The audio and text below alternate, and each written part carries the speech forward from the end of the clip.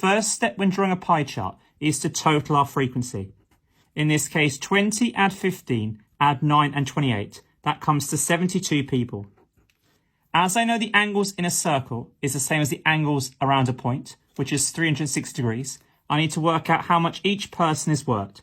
In this case, one person, a circle is always 360 degrees, hence that's always on the top. So 360 degrees divided by our total frequency, which in this case is 72, and 360 divided by 72 comes out to be 5 degrees. So each person, each frequency is the equivalent of 5 degrees as an angle. Therefore, I've got to multiply each of these by 5.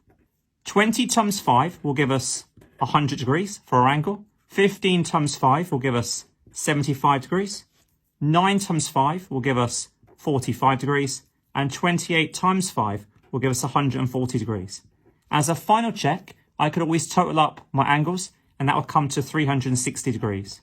Now to draw each angle on my pie chart, as there is already a line drawn on my pie chart, my first step is to line up the center of my circle with my protractor on 0, 0, and to make sure my horizontal line with the line matches on 0. I then measure my first angle, which is 100 degrees. So going along to 100, I can put a little mark because I can see 100 degrees is here. So measuring around to 100, put a little mark on the outside, and I join that line up to my center, and that represents an angle of 100 degrees.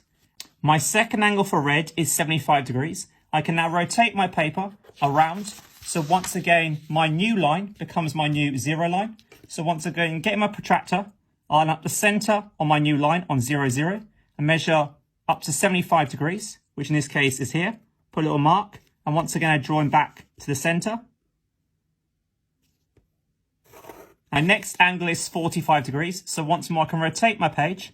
My new line becomes my new 0 line, measuring my 45 degrees. Once again, put a little mark on the outside, and then once more, join it up to the center. My final angle is green, which is 140 degrees. As I've only got one angle left, therefore I don't need to measure it, and my pie chart is now complete.